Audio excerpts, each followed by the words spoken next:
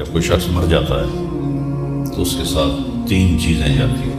علاء بن حضرمی رضی اللہ تعالیٰ عنہ بحرین کے جہاد سے واپس آ رہے تھے حضرت عمر کے زمانے میں، راستے میں انتقال ہو گیا تو ان کو وہاں دفن کر دیا۔ تو ایک مقامی آدمی نے کہا یہ ریتلی زمین ہے، یہاں جانور ہیں جو زمین کھود کے میت کو نکال کے کھا جاتے ہیں، تو اس کو یہاں سے نکالو، آگے ایک سخت زمین ہے وہاں دفن کر دو۔ تو صحابہ نے کہا ابھی تو دفن کیا ہے لہذا نکال لیتے ہیں۔ تو قبر کشائی کی گئی اور حضرت انس رضی اللہ تعالیٰ عنہ فرماتے ہیں میں قبر میں اترا تو جب میں نے ایسے دیکھا تو وَإِذَا الْقَبْرُ مَدَّ الْبَصَرِ نُورٌ يَتَلَأْلَأُ، میں نے دیکھا جہاں تک میری نظر جا رہی تھی قبر کھل چکی تھی اور نور سے جگمگا رہی تھی، یتلألأ۔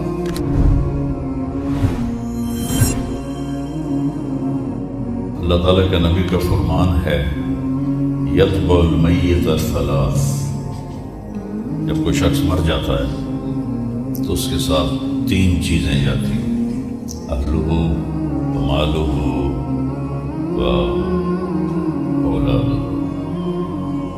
عربوں میں یہ رواج تھا، جب کوئی سردار مرتا تھا تو اس کی میت کے ساتھ رشتہ دار بھی اور اس کا جو گھوڑے، اونٹ، خچر، گدھے، اس کا مال وہ سارا ساتھ جاتا تھا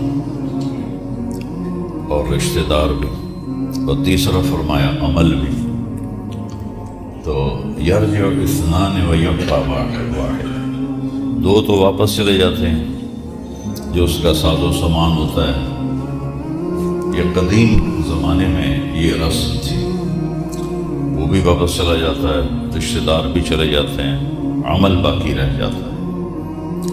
تو اگر وہ اچھا ہے تو وہ کامیاب ہے، جو برا ہے تو قبر سے خوفناک منظر کوئی نہیں ہے۔ میرے نبی نے فرمایا کہ میں نے قبر سے خوفناک منظر کوئی نہیں دیکھا، میرا جی چاہتا ہے میں تمہیں عذاب قبر دکھا دوں لیکن پھر تم اپنے میتوں کو دفن کرنا چھوڑ دو گے۔ لیکن اگر وہ اپنے عمل کو ساتھ لے کر گیا ہے تو علاء بن حضرمی رضی اللہ تعالیٰ عنہ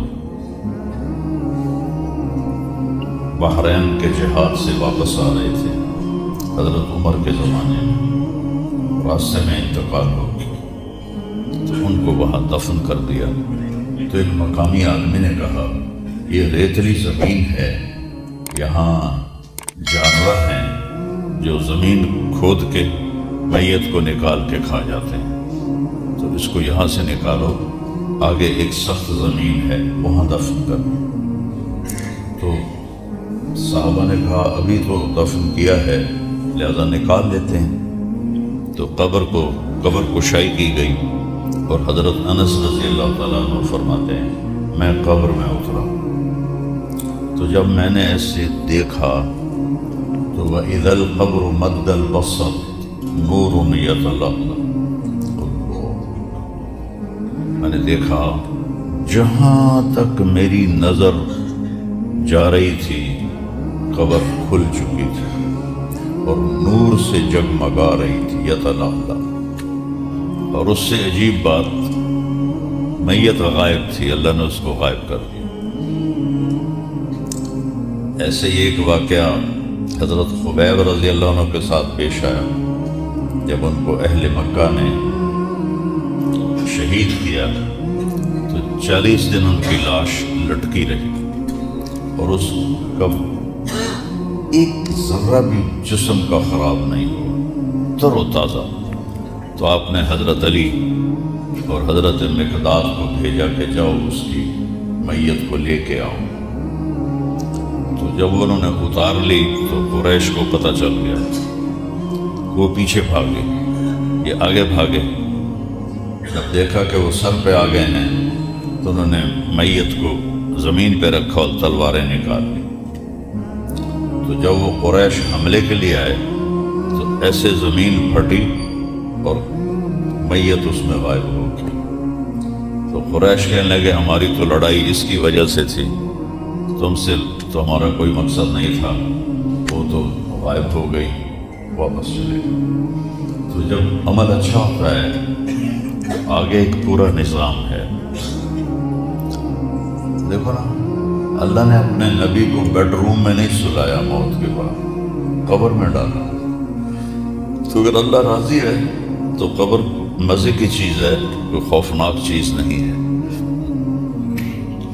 اور وہاں مجھے 4-5 سال پہلے روضہ مبارک کے انجینئر ملے، انہوں نے آ کے مجھے وہ سارا نقشہ دکھایا، جہاں ہم کھڑے ہو کے سلام پیش کرتے ہیں وہ آپ کی قبر مبارک اس سے 30 فٹ نیچے ہے۔ تو بھرائی ہوتی رہی، مدینے کی زمین اوپر ہوتی گئی، قبر نیچے 30 فٹ نیچے ہے۔ تو عمل ہے تو اللہ راضی ہے۔